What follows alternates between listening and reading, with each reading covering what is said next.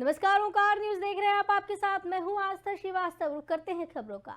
अहमदाबाद के नरेंद्र मोदी स्टेडियम में भारत और ऑस्ट्रेलिया के बीच टेस्ट मैच का आयोजन हुआ। इस मैच में खास ये है कि पीएम मोदी ने अपने ऑस्ट्रेलियाई समकक्ष के साथ क्रिकेट मैच देखा है। वो पूरे 1.5 घंटे तक स्टेडियम में रहे और खिलाड़ियों से मुलाकात की। इसको लेकर सुरक्षा कड़ी की गई है। हैदी और अल्बनीज का दौरा भारत और ऑस्ट्रेलिया की दोस्ती के 75 साल पूरे होने से जुड़े जश्न का हिस्सा है। एसपीजी ने स्टेडियम की सुरक्षा की जिम्मेदारी अपने हाथ में ली। दिन 1 लाख दर्शकों के मौजूद रहने की उम्मीद है। बताया जा रहा है कि ये भारत के लिए एक नया रिकॉर्ड है। इस दौरान दर्शकों की क्षमता घटाकर 67,000 कर दी गई। 200-305 रुपए वाले 75,000 टिकट बुक इस दौरान हुए हैं। स्टेडियम के बाहरी परिसर में दोनों प्रधानमंत्री की तस्वीरों वाले होर्डिंग्स लगाए गए हैं। साइड स्क्रीन के सामने एक छोटा मंच बनाया गया है, जहां से मैच शुरू होने के पहले एक छोटा कार्यक्रम हुआ। तो आपको बताते चले कि इस दौरान प्रधानमंत्री नरेंद्र मोदी ने मैच देखा है और उनके साथ ऑस्ट्रेलिया के पीएम मौजूद रहे हैं। और इस दौरान आपको ये भी बताते चले कि प्रधानमंत्री ने ये मैच नरेंद्र मोदी स्टेडियम में देखा है। भारत और ऑस्ट्रेलिया मैच के दौरान पीएम नरेंद्र मोदी ने लोगों का दिल भी जीत लिया। ऑस्ट्रेलियाई कप्तान स्मिथ भी इस दौरान काफ़ी खुश नजर आए हैं। अहमदाबाद में टेस्ट मैच के पहले दिन का खेल देखने के लिए दोनों प्रधानमंत्री पहुंचे। इस दौरान दोनों देशों के कप्तानों को सम्मानित किया गया, लेकिन पीएम नरेंद्र मोदी ने भी इस दौरान सभी का दिल जीत लिया है। भारतीय प्रधानमंत्री नरेंद्र मोदी ने टीम इंडिया के कप्तान रोहित शर्मा को खास कैप देकर सम्मानित किया।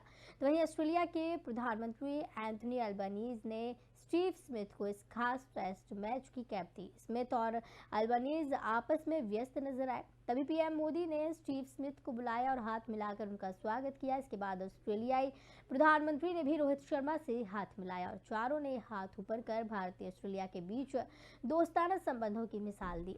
पीएम मोदी ने इस तरह सभी का दिल जीता। इस मैच में खेल शुरू होने से पहले एक खास गाड़ी में दोनों नेताओं ने स्टेडियम का एक चक्कर लगाया। इस दौरान स्टेडियम दर्शकों से खचाखच भरा रहा और दर्शकों ने दोनों नेताओं का स्वागत किया। इस मैच में टॉस के लिए एक खास सिक्का बनाया गया था, जिसमें दोनों देशों की क्रिकेट से जुड़ी यादों के 75 वर्षों को दिखाया गया। टॉस के बाद रवि शास्त्री ने पीएम मोदी और ऑस्ट्रेलियाई पीएम को भारतीय क्रिकेट से जुड़ी खास यादों के बारे में बताया और उनकी तस्वीरें भी दिखाई गई। दोनों देशों के प्रधानमंत्री के स्वागत के लिए स्टेडियम परिसर में विशाल होर्डिंग्स लगाए गए। होर्डिंग्स पर punchline 75 years of friendship through cricket है। होर्डिंग्स में दोनों देशों के पूर्व और वर्तमान क्रिकेट के दिग्गजों को दिखाया गया। होर्डिंग्स को न केवल गलियारों, अभ्यास क्षेत्र और अन्य पैदल मार्गों में लगाया, बल्कि पारंपरिक साइड स्क्रीन के पास भी एक प्रमुख स्थान दिया गया।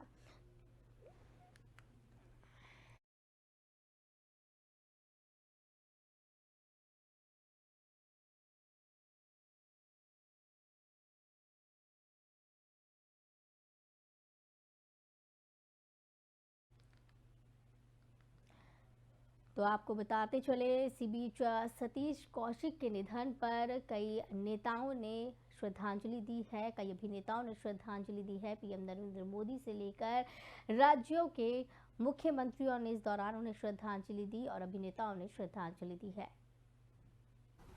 मित्रों, आज प्रसिद्ध अभिनेता और फिल्म निर्देशक श्री सतीश कौशिक जी के निधन का दुखद समाचार प्राप्त हुआ। अपने बेहतरीन अभिनय से उन्होंने पूरे हिंदी फिल्म जगत पर गहरी छाप छोड़ी थी, एक अलग पहचान बनाई थी।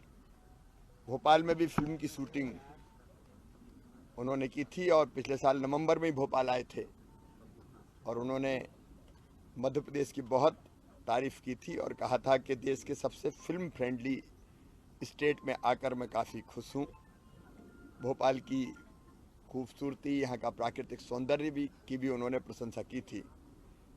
मैं उनके चरणों में श्रद्धा के सुमन अर्पित करता हूँ और भगवान से प्रार्थना करता हूँ कि उनकी दिवंगत आत्मा को शांति दे और उनके परिजनों को ये गहन दुख सहन करने की क्षमता दे। ये 25 दिन तक ये इंटरव्यूज चल सकते हैं अगर सतीश जी पे मैं बात करना शुरू करूंगा। मैं, सतीश और अनिल, हम 40 साल से दोस्ती निभा रहे हैं। सतीश अनिल विदेश में हैं, अनिल कपूर साहब। उनका भी बहुत ही डेवस्टेटेड सा फ़ोन आया मुझे, और हम जब कोई भी दोस्त साथ होते थे तो तीसरे की बुराई करते थे। अगर मैं और अनिल साथ हैं तो सतीश की बुराई करते थे, सतीश और अनिल साथ में होते थे तो मेरी बुराई करते थे। और बुराई जो है वो बड़ा पॉजिटिव समझा जाता था। तो मेरी माँ उन्होंने बोली कि भाई तुम आ जाना, तो उस दिन आए नहीं थे। उस दिन रात को फिर खाना खाया। कल फिर मेरी बात हुई थी, सुबह भी हमारी रोज़ सुबह हमारा ये होड़ लगी होती थी कि कौन पहले फ़ोन करेगा, कौन जल्दी उठ के फ़ोन करेगा। And great father is a great father. And Vanshika छोटी है।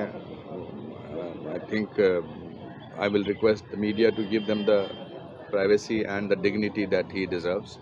And मैंने आपसे इसलिए आके बात की क्योंकि एक आदमी को बात करनी है, ज़रूरी है, और that's it। और क्या कुछ आप?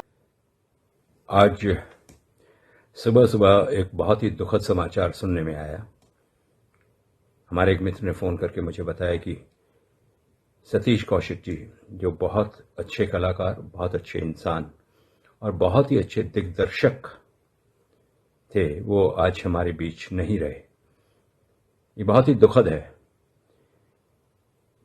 सतीश कौशिक जी के विषय में यही कह सकता हूं कि एक संपूर्ण कलाकार आज फिल्म इंडस्ट्री में एक बहुत बड़ा स्थान रिक्त करके हम सबको छोड़कर चला गया है। बॉलीवुड में उनकी पूर्ति होना असंभव है, क्योंकि ऐसा कलाकार जो अपनी मेहनत से जमीन से जुड़ा हुआ हो और अपनी मेहनत के बलबूते पर उसने अपना स्थान बनाया हो, ऐसे बहुत कम कलाकार होते हैं। मैं सतीश जी के निधन पर उन्हें अपने परिवार की ओर से, अपनी ओर से श्रद्धांजलि अर्पित करता हूं और परमपिता परमात्मा से यही प्रार्थना करता हूं कि वो जहां भी रहें, खुश रहें। सतीश कौशिक जी दुख की घड़ी में भी हंसी ढूंढ लेते थे। ऐसे कलाकार बहुत कम होते हैं। सतीश जी, आपको मेरी सच्ची श्रद्धांजलि। ओम शांति। दिल्ली शराब नीति केस में गिरफ्तार मनीष सिसोदिया से एक बार फिर आज पूछताछ हुई। तिहाड़ जेल में ईडी की टीम पहुंची। इससे पहले ईडी ने मनीष सिसोदिया से 6 घंटे पूछताछ की थी। जानकारी के मुताबिक बाद में ईडी की एक टीम इस मामले में गिरफ्तार 2 आरोपियों के साथ तिहाड़ जेल पहुंची थी। नई शराब नीति बनाने में साउथ दिल्ली के व्यापारियों से 100 करोड़ की रिश्वत ली गई थी। इस मामले में ईडी ने सोमवार को हैदराबाद के बिजनेसमैन अरुण रामचंद्र पिल्लई और अमनदीप ढल को गिरफ्तार किया। एजेंसी का दावा है कि मामले में सिसोदिया का नाम भी सामने आया है। ईडी ने कोर्ट को सिसोदिया से पूछे जाने वाले सवालों की लिस्ट दिखाई, जिसमें सिसोदिया 100 करोड़ की रिश्वत के बारे में क्या जानते हैं, उन्हें शराब नीति में बदलाव क्यों किया, जैसे सवाल किए गए। बता दें कि दिल्ली की राउच एवेन्यू कोर्ट ने सिसोदिया को 14 दिन की यानी 20 मार्च तक की न्यायिक हिरासत में भेजा है। उनकी जमानत याचिका पर कोर्ट 10 मार्च को फैसला सुनाएगा।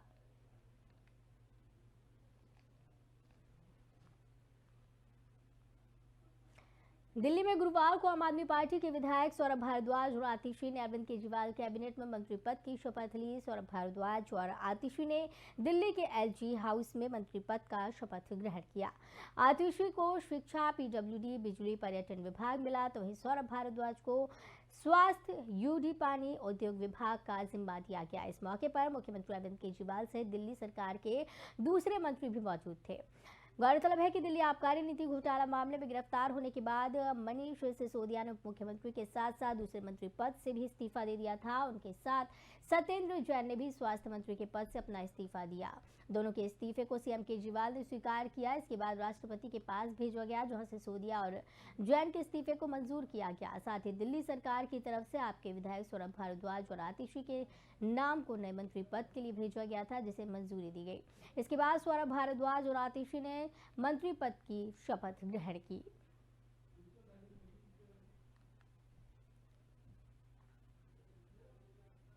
सत्ता बदलने के बाद एकनाथ शिंदे सरकार द्वारा पहली बार महाराष्ट्र का बजट पेश किया गया। महाराष्ट्र विधानसभा के बजट सत्र में वित्त मंत्री देवेंद्र फडणवीस ने महाराष्ट्र का बजट पेश किया।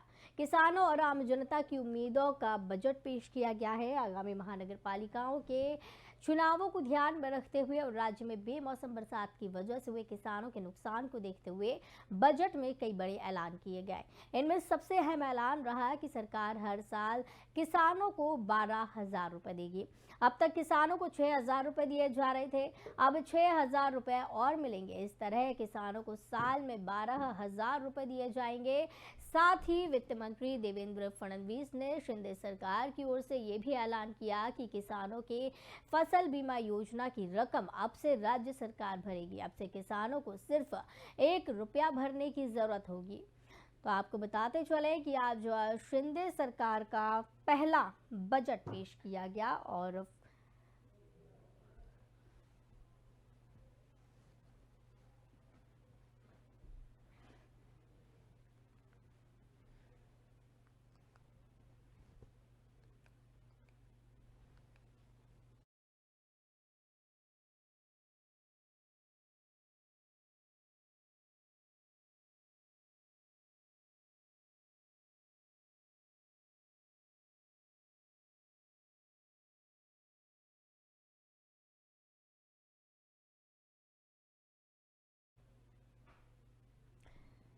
तो आपको बता दें कि पीएम नरेंद्र मोदी पर जोरदार हमला बोलते हुए कि कविता ने कहा कि जिन राज्यों में चुनाव है वहां मोदी से पहले ईडी पहुंच जाती है। ये वही कविता है जिनका नाम दिल्ली आबकारी घोटाला मामले में सामने आया है। प्रवर्तन निदेशालय ने उन्हें पेशी के लिए बुलाया। कविता ने ईडी के सामने पेशी से पहले केंद्र सरकार पर निशाना साधा। दिल्ली शराब घोटाला मामले में आम आदमी पार्टी के नेता और दिल्ली के पूर्व उप मुख्यमंत्री मनीष सिसोदिया जेल में है। उधर तेलंगाना के मंत्री केटी रामाराव ने अपने बहन की कविता को ईडी के समन के बाद पीएम मोदी और बीजेपी की केंद्र सरकार पर भी हमला बोला है। कि कविता ने क्या कहा है, आइए सुनाते हैं।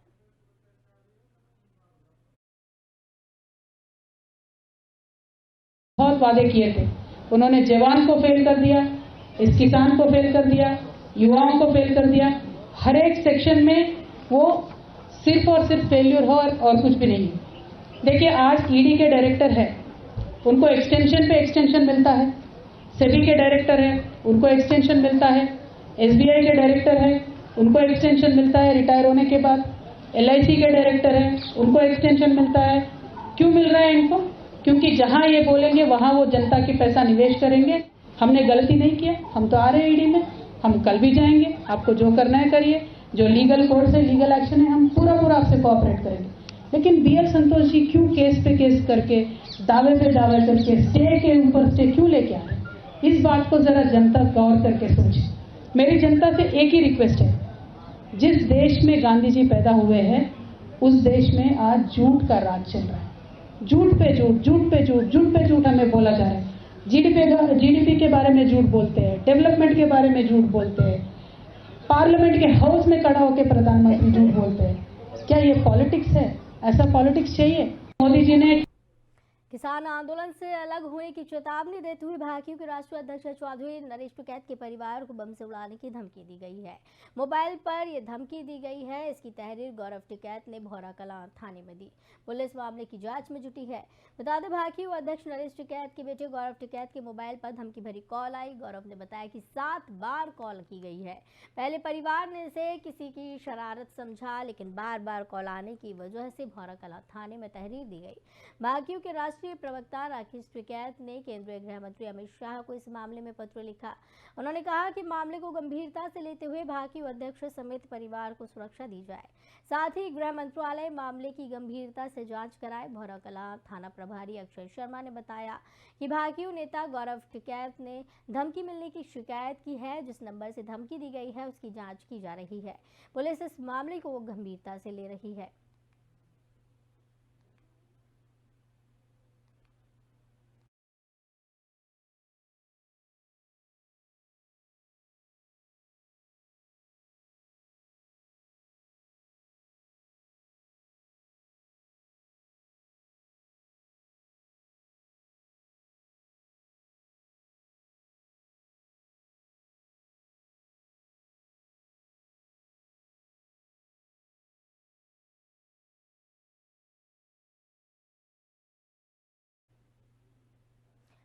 दिल्ली के उप मुख्यमंत्री मनीष सिसोदिया इन दिनों तिहाड़ जेल में बंद है। इसी बीच होली के दिन शाम के वक्त उनके आधिकारिक ट्विटर हैंडल से एक ट्वीट किया गया, जिसे लेकर अब राजनीतिक गलियारों में हाहाकार मचा है। सिसोदिया के इस ट्वीट को लेकर बीजेपी उन पर हमलावर है। उन पर आरोप लग रहे हैं कि वो जेल में मोबाइल इस्तेमाल कर रही है।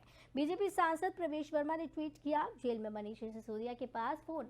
गौरतलब है कि 26 फरवरी को सीबीआई द्वारा हिरासत में लिए जाने के बाद से अब तक मनीष सिसोदिया ने कोई ट्वीट नहीं किया था। उनके ट्विटर हैंडल से होली की शाम को पहली बार एक ट्वीट किया गया, जिसे लेकर अब बवाल मचा हुआ है।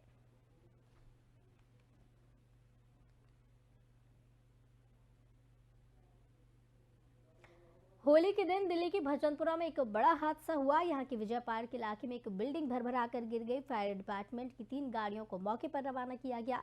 खबर लिखे जाने तक किसी के हताहत होने की जानकारी नहीं है। रेस्क्यू ऑपरेशन जारी है। हालांकि कहा जा रहा है कि इस 3 मंजिला बिल्डिंग को पहले ही खाली करवा लिया गया था। ये बिल्डिंग काफी पुरानी थी। अचानक पूरी तरह नीचे ये बिल्डिंग गिर जाती है और लोग चीखने चिल्लाने लगते हैं। इस दौरान गली में दिख रहे तार भी टूट जाते हैं। अधिकारियों का कहना है कि फिलहाल उन्हें बिल्डिंग गिरने का कारण नहीं पता है। फायर डिपार्टमेंट को जैसे ही इस घटना की जानकारी मिली, वैसे ही टीम मौके पर रवाना हुई। बाहर इमारत के ग्राउंड फ्लोर पर घड़ी की दुकान थी।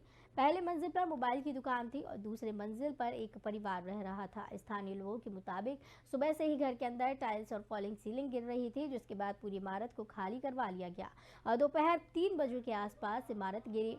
पूर्व निगम पार्षद का कहना था कि ये इमारत जर्जर हालत में थी। 20 गज के प्लॉट में 4 मंजिला इमारत बनी थी।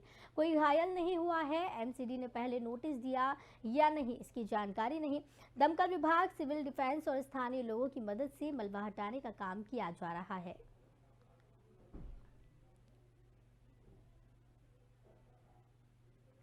गाजियाबाद के थाना मुरादनगर क्षेत्र में बीती रात होली के जश्न में शरीक होकर घर वापस लौटे दंपत्ति दीपक गोयल और शिल्पी गोयल बाथरूम में गीजर खोलकर नहाने के लिए गए। काफी देर तक दोनों दंपत्ति की कोई आहट नहीं आने पर, बाहर न निकलने पर, किसी अनहोनी की आशंका होने पर परिवार के सदस्यों ने जब दरवाजे को खोला तो दोनों मृत अवस्था में मिले, जिसके बाद परिवार में होली की खुशियां मातम में तब्दील हो गई। हालांकि परिवारजनों का कहना है कि गीजर से ऑक्सीजन न होने की वजह से बाथरूम में दोनों दंपत्ति की दम घुटने से मौत हुई है।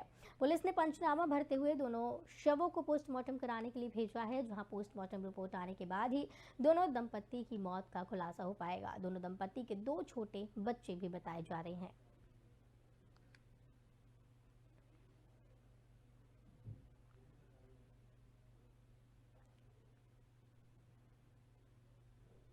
दो मार्च 2023 को केरल के बंदरगाह शहर कोच्चि के ब्रह्मपुरम इलाके के कचरा प्लांट में अचानक आग लगी और तब से आग बुझ नहीं रही। जलते हुए कचरे से निकल रहा धुआं काफी जहरीला है। इसने पूरे शहर को अपनी गिरफ्त में लिया हुआ है। लोगों को सांस लेने में दिक्कत हो रही है। धुएं की वजह से आंखों में जलन हो रही है। लोग अब सोशल मीडिया पर शिकायत कर रहे हैं। केरल हाईकोर्ट के जस्टिस एसवी भट्टी और वसंत बालाजी ने सरकार और प्रशासन को फटकार लगाई। कहा कि शहर गैस चैम्बर बना है, कोच्चि के लोग इस चैम्बर में फंसे हैं। जल्दी से जल्दी से आग को बुझाने के निर्देश दिए। यह हालात तब हैं जब इस शहर में कोई इंडस्ट्री नहीं है।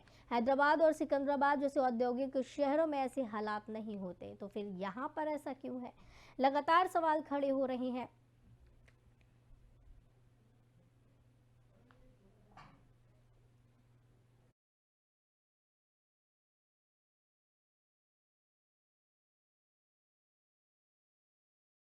कोच्चि के ब्रह्मपुरम इलाके में बताई जा रही है कि यहाँ पर अचानक आग लगी है इस कचरे के ढेर में, और ये अभी तक आग काबू में नहीं पाई जा सकी है। 2 मार्च को ये आग लगी थी और हफ्ता भर निकल जाने के बाद भी यहाँ भी हालात बदलते हुए नज़र नहीं आ रहे हैं। आग से जो धुआं निकल रहा है वो काफ़ी जहरीला बताया जा रहा है। 7 दिन बाद भी यहाँ हालत ख़राब है। शहर में हर तरफ धुआं ही धुआं है। इसने पूरे शहर को अपनी गिरफ्त में लिया हुआ है। लोगों को सांस लेने में काफ़ी दिक्कत का सामना करना पड़ रहा है। धुएं की वजह से आंखों में जलन हो रही है। लोग अब सोशल मीडिया पर शिकायत करने लगे हैं। केरल हाईकोर्ट के जस्टिस एसवी भट्टी और वसंत बालाजी ने सरकार और प्रशासन को फटकार लगाई।